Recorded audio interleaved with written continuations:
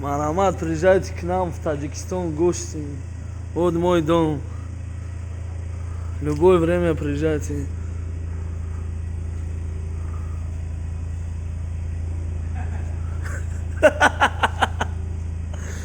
Йо, Аллах. Я вот грею сейчас машину.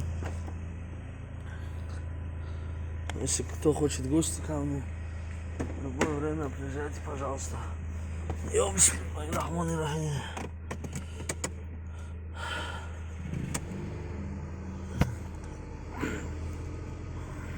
Вот у меня такой маленький огород.